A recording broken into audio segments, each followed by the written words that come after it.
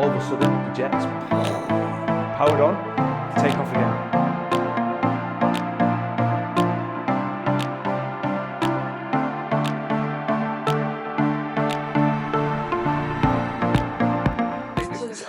What's our plan today?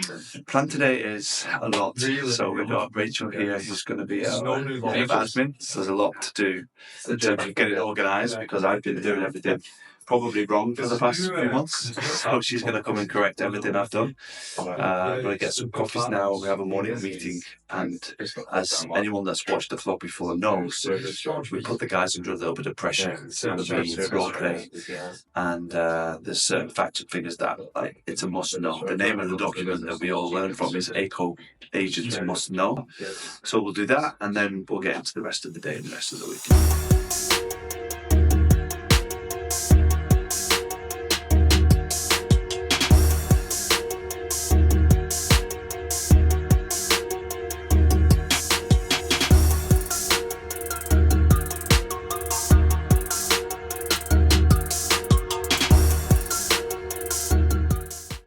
And a little bit of Nate merged together. That makes the perfect agent, I think. That was really good. How did you feel? Feel good. I was trying to recall everything because I almost did not. But what you did good in this one, you weren't trying too hard. You weren't trying to make it perfect and then stumble and say, oh, sorry, start again. You've just gone with the flow like you would in a normal conversation. That's what it's about, making it real. The fact that he did a little bit more and made it harder was better for you because then it wasn't just the normal. So now we're doing our role play training. We have 3 different sections that we talk about, and as an ACO agent you should be able to talk about those sections confidently: supply and demand, GDP, so health of the economy, and what the experts are predicting in terms of property prices in the UAE. And I think just having those 3 solid points in your mind as an agent is then going to allow you to speak to anyone and give them value as well. We're talking about the sources. We're not just coming up with numbers, we're actually backing up the figures with the actual companies, institutions that do the research to come out with these data points. And one of my aims when I decided to build ACO was to have the most educated team, and this is part of that vision, you could say. So here we are. This is not for us to quote, it's just for us to understand, so that we can be confident when we're talking. IMF 4%, World Bank now has increased to 4.6. Tuesday morning, just got back from the gym. Yesterday was pretty much a full-on day, just trying to get back on track after the long weekend. So just had loads to do on my to-do list. We had some really good training in the morning, and then a few meetings, and just picking back up from the long weekend, the Eid break, which was honestly one of the best 4 days of my life. I was just living the dream with my family in the Royal Atlantis, and yeah, feeling energized now. 2 good full sessions in the gym to start the week. Well, 3 really, because I went on Sunday morning. Looking forward to what this week has to offer. Need to keep going with the socials. Quite a few things I need to tweet. I just had a message to say the audio's off on some of our reels, so I need to look into that this morning and figure out what's going on with the audio syncing. We've got a transfer today, so a deal is happening, which is always a good day. One of our agents has done a deal in downtown. Also got a new potential joiner that's coming in to meet me. Had a good chat with him yesterday. Seems like a really good, hungry person, young, and has some experience with family members in the business as well. So looking forward to see how that goes. Let's see how this week plays out.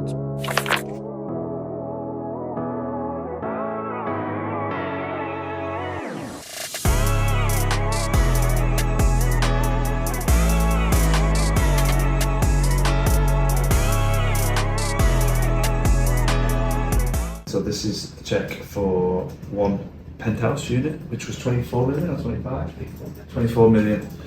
So yeah, basically 50%, 12 million dirhams. This week in general has been great. Obviously we've had Divesh come in to the company, so I think he's going to be a good addition. He seems to have the right attitude. I think he's going to pick things up pretty quickly. We've been a bit frustrated with one of the clients of Martin's because we've been waiting for a decision for quite a while. The buyer's been travelling, and we thought that, well, he said he would make a decision, seems pretty excited, and then just wants to take a little bit more time to think about it. He wants to go to the area and see it. I don't know why he needs 2 days to do that. But it is what it is. We've had another couple of new leads come in as well from our ad campaign. So Martin and Nathan speaking to those clients. Getting much more organised now with Rachel's help. So yeah, it's been a good week so far. Halfway through, I've got a meeting now. They're at DIFC with an old client whose family have bought quite a few properties from me. And they've got a property in Dubai Hills, which Joe is trying to get the listing for. So I'm going to go and meet the guy and see if we can convince him to list with us, kick a few other agents off the listing, because you can only list with 3 agents.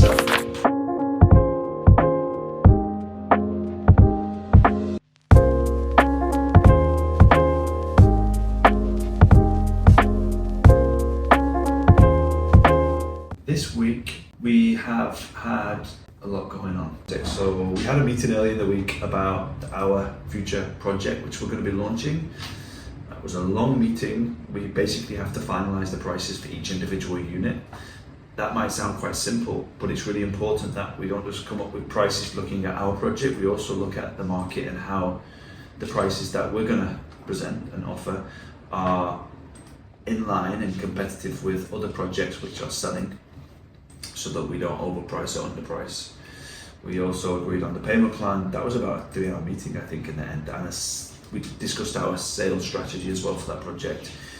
We also had meetings about the renders. When it's an off-plan project, renders are so important because it's all you have to a degree. You have a story and a pitch, and you have a plan of how it's going to be, but the renders are what really captures people's imaginations and shows the clients what type of quality you're planning to deliver. So the renders have got to be perfect. We've been back and forth, maybe had 10 calls about the renders. We just had another one today, so we're getting there. We asked for a lot with the renders. We've added on every single type in the property is going to have like 5 or 6 different renders, so really detailed. On the brokerage side, we have had buyers that have given EOIs for a new project launch in DIFC, and we spent the full day at the launch yesterday, and unfortunately we still haven't got anything for our clients, which is crazy, but hopefully there's going to be some cancellations. I was just speaking to the developer on the phone now for one of our agents that's got checks down with the developer. I really can't stand these systems with developers when it's like you give the checks, you push the client, and then you get nothing. It's a bad experience. It always has been, like from back in the day when I first started doing off plan to today. It's a disaster, but you just kind of have to do what you can do with these developers, because they just have their systems with tokens and colours and big events where you just don't know, I guess it's all done so that the client feels like in a rush to buy. We've got a podcast tomorrow. Rachel's come on board now and has been amazing with just organising, and it's just given me such a nice, peaceful mind, because up until this point everything's just been in my head. I'm pretty organised. I think if people look at me how I am, I'm pretty organised, but having Rachel here, I know how she works, and just feel like we've got control now of all the different moving parts when it comes to HR, the portals, the listings, and it's just a big big weight taken off my shoulders. So that's great. Yeah, we've had an new joiner come into the office, so that's been great. We now need to really look at our next office. This is a bit of a long spiel, but we need to really focus on our next office. So much to do. It never stops. I said this before, it's not like I can just finish my to-do list and go home for the weekend and have a great time, or even go home for the evening and be like, okay, I've done for the day. I've just got to decide what's going to be put on to tomorrow. Like what I've got to finish today. Nothing is finished. I could just be working if I didn't need sleep. Just be working on this business 24/7 without ever getting close to being finished. Do you know what? I kind of have to separate myself, because in the moment I'm like feeling this constant anxiety of we're not doing enough. Like we just had the meeting and the discussion with AJ about the socials, and I'm really upset about how the socials are performing. But then, like, I was speaking to my sister the other evening, and I took a step back. She said, how's it going? And I mentioned that we've got 15, 16 people in the business now, and we are putting out the vlogs, we are putting out content every day, we're doing the podcasts every week, we're doing deals, new people are wanting to join. It's going well. If you look at it from the outside looking in, you'd say, okay, these guys are doing things, it's going good. But I don't know, just when I'm really day to day, I've got like this nervous, anxious feeling, which I think you do need to really drive the business forward. So the only way that he's got a chance to break through is if he does too much. So I almost want him to get to a point. I said, look, in 6 months, if I'm telling you you're doing too much, then that's the levels that you need to be hitting to be able to actually break through and start to generate business yourself. You know, we're going to do our best, and we are generating leads for everyone. That's something else that I didn't mention just now. The leads are coming in. We've got a few campaigns which are running, and the guys are getting fresh clients to speak to every day, which I know that other companies are not doing. I'm happy with that. But I don't want to have an atmosphere and a culture where the guys are just sat around waiting for new leads to come in. They've got to also be active, and they've got to go out and hunt for their own deals, and they've got to follow up and have uncomfortable conversations all the time. That's just a culture thing, and I just need to keep reminding people of that. I think where you're just not going to make it if you're waiting for a buyer just to come and buy a property. It will happen, but it will take time. And even if it does, it's not going to be every single client. A lot of the clients are going to come in now. You might do a deal with them in 6 months if you're following up and you're consistent and you're giving them value and you're helping them.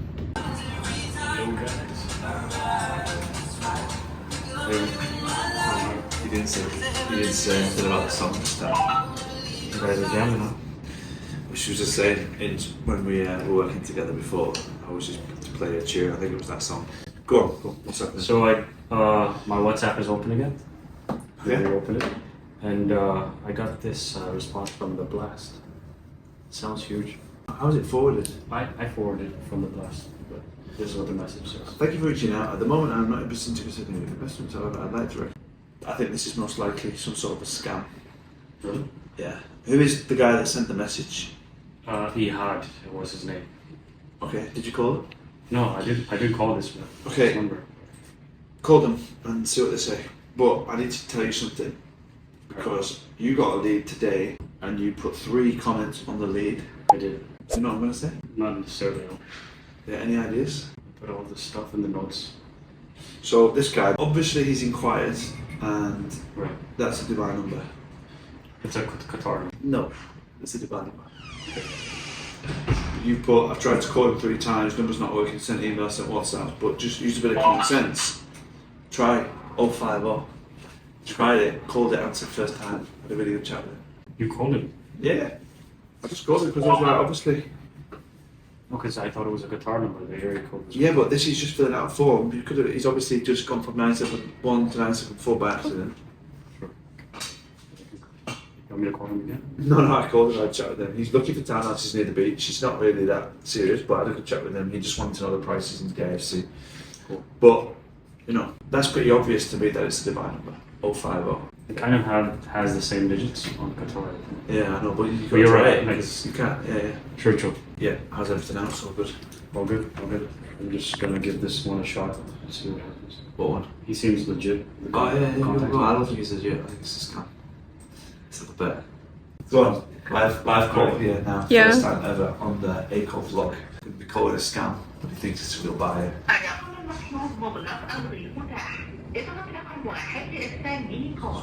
It's off. Phone's off. These 2 numbers? Yeah. Call the next one. I mean, not seen the message. Yeah. What's the name? You know that? Do you know what you're going to say? No. No idea what you're going to say.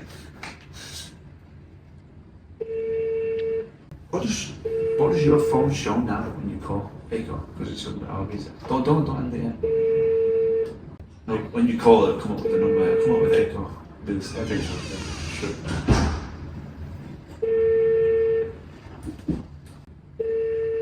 It's on WhatsApp. What's on WhatsApp? His number. I'll send him a WhatsApp. Yeah, but I want a culture of high standards, high performance, and accountability. Of course. Everyone helps each other by being here. So, look, I know you hurt yourself and stuff, but especially like this morning was a shame because it was a really good session Yeah. with Joe, and we need to actually speak to him about this structure. Yeah. I just want you to have that hunger. Yeah, Like, definitely. Like, so in 2018, I was playing football and I got headbutted, I got attacked, basically. I didn't know anything else. For me, like, I'm in the office no matter what, I brought my own clothes in the office. Like, because I'm desperate. I need to make it happen. Like this, so this is when I got home that night. Right. Oh shit. So I'm in the office 9 in the morning. It was Sunday again, because it used to be Saturday. Sunday was Monday morning, right? So I'm playing football. I got headbutted and I feel the blood pouring down my face. And the manager said, "Oh, you're fine." I was like, "No, I can feel the blood, and I can't see anything. I can't drive. I can't see. I'm blind in my eye." So the guy dropped me home. Just went to bed. Woke up, went to the office. I was in the office, having bad headache. My face was swollen. And I went to the toilet. It was about 10 o'clock in the morning. And I had a horrible taste in my mouth, so I spat out in the sink and there was blood coming out of my mouth. So I'm like, right, I have to go to the hospital. Didn't have insurance. Went to the hospital. And I remember I was still trying to do a deal in the hospital and I was sat on the bed. And what happened that weekend was it was actually the owner of the company had a seller. I had the buyers, the deal was agreed, and he didn't manage the deal from the seller's side and the seller changed his mind. So I was just left. And the buyers, probably have a screenshot somewhere, but the buyer basically told me to F off, like, it's a bad message. And I thought, this is a bad day. So then I had a scan. The guy said, "Look, you've fractured your eye socket, you broke your cheekbone, and you ruptured your sinus." Basically, it was a bad day. But the point is, I was still in the office the next day. Because I was desperate to learn, be around people, and just try and get the ball to you need to have that. So that's my note basically now. Oh shit. You know. Because I got headbutted on this side, so broke completely. And I didn't know, because he didn't actually tell me I broke my nose. So then I was having another surgery, and the guy said, "When did you break your nose?" I said, I didn't break my nose. I said, "Well, you look at this, because we need to maybe do some other surgery to correct it." But I'm not a controlling boss. I'm flexible, I'm good, but definitely in the mornings, everyone comes in and have high standards, you know. Definitely. No, I figured that out as well in the morning. Because I woke up, because I knew that we were going to have like a session, and it's quite important for me to shadow and see how the speech and the 1 minute 30 is done. But I couldn't get out of bed. I woke up as well. That's why I messaged you. I was like, I don't want to be the type of person just to like not show up and then say it like later. I just because the thing is, I think in my sleep, I was sleeping on the side. So when I woke up, it was like my arm was just like numb. Do you know what I did once? So I had a handstand competition with my brother, and obviously I won. And I was holding the handstand for too long against the wall, and then I got down and my arm was all numb. I thought, oh my god, that's weird. Anyway, the next morning we went swimming, and I tried to move. I couldn't move my shoulder, so I went to get I did have insurance at this time. I went to get a scan, and this is like a log of all my injuries. And the doctor said, "You've torn your labrum. You need to have a surgery." I was like, "Oh my god!" But what I did was, I got ice on my shoulder. And I got my wife to basically tape, around it. So it was just ice on my skin, and I remember just packing it loads of ice because it was so sore. And then I watched a movie for like 2 hours with the ice on. Took the ice off, and I basically burned all of the skin and must have damaged all of the nerves. So that was actually worse than the torn. Definitely. So, and then all night it was completely numb. It was just dead. My whole arm was dead. I was in the shower, in a warm shower, trying to get the blood back. It was all white, all burned. It was great. If you had a meeting with a client to do a deal, nobody cares if you broke your arm. Definitely. Do you know what I mean? Get in no matter what. Get a coffee, get water, get hydrated. Being successful in this job, it's like, I always like to think of this as profession. So if you were playing sports at a high level, you would treat it, everything you would do would be around being a better tennis player or better golfer or better footballer. So taking care of yourself, getting the right sleep, doing all the right things is important. And then showing up here, ready to go, is part of the consistently. The better that you can show up enough, the better. So, and this is just like, you can call me and speak to me about anything. Of course. I'm open. I want to help. I need you to make money, because that's how we're going to grow. Everyone needs to make money. So we've got the same goals. I want to make massive success stories. My aim is to really get the best team of agents and really put everything around them for them to succeed. So now with the core team that we've got, I'm trying to prove my ideas work with everyone here. Because once I've done that, then I can attract more people. So I'm all in. Like, I'm spending so much money on these leads. Like, everyone's got leads today. It's just from my pocket. I'm paying for leads. You don't get that in other companies. Not when you first start. It just doesn't happen. I've done it myself. So we're all in for you. What we need. Yeah, the return as well. The week's going really well. We're on Thursday today, and we are seeing more and more listings come to market here at Echo, which is really good. We're working more and more on different things every single day to make sure that we are presenting the best we can. Listing wise, we've got a few listings to come onto the portals, and we've just ran our first advertisement over in Gold Place, which is really exciting. And it means that we can start to get some really good high quality leads in comparison to just being a property finder agent where people are just leaving the listings online and getting nothing through for the actual sellers. Yeah, this week's been very productive. A few new, like I said, a few new listings come to market.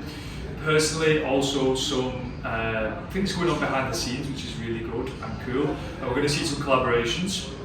Meetings have been going on from day to day with different owners.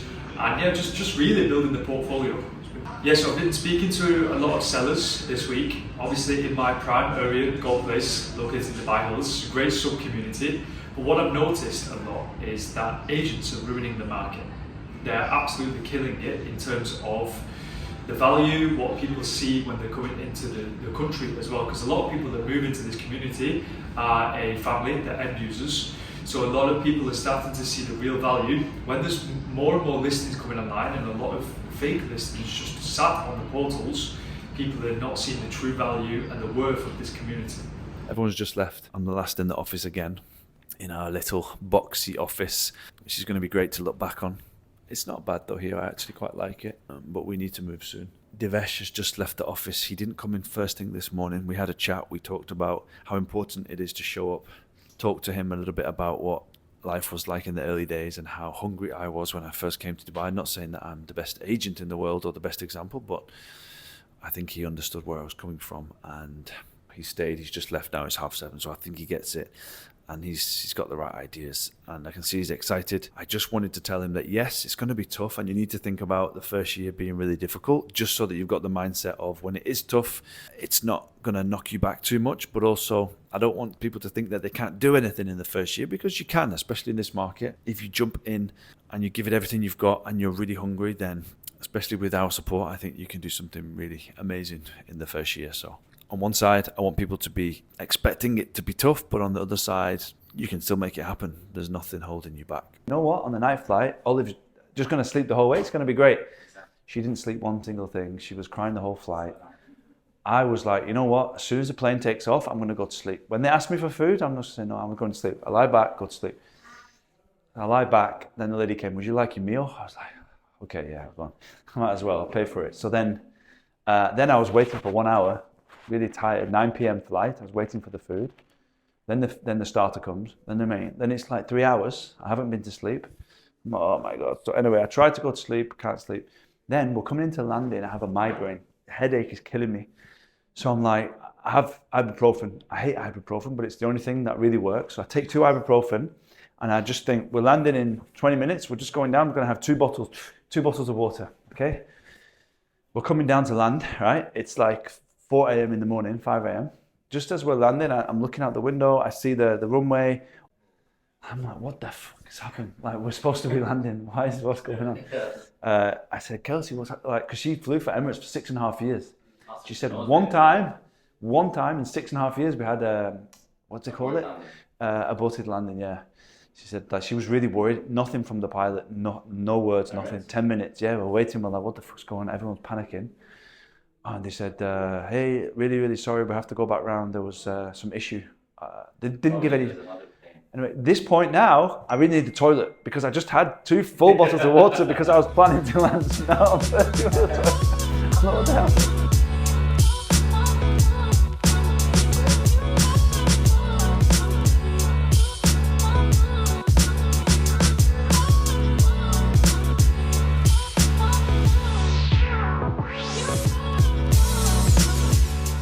So me, I was a bit of a bull in a china shop. I never had a job before. don't know how to bite my tongue. I'm a little too chaotic, I would say, at some point. So I called this guy from someone else's phone. I'm like, I started tripping out, like, actually. And the funny thing is that my managing director's wife and his CEO's wife were best friends. So he ended up going and telling them that I was a little like going off on him, and I got in a bit of trouble and stuff. But he was, anyways, long story short is that he was supposed to be like the top guy there, and he couldn't close the deal if he had his hand on the door handle. So I was like, you know what, this is perfect for me. Let me just go in and cause some commotion, because I like to stir the pot a little bit. And I did like 30 some odd transactions my first year in Ranchers too. So I sort of like, it took me like 3 weeks, and then I managed to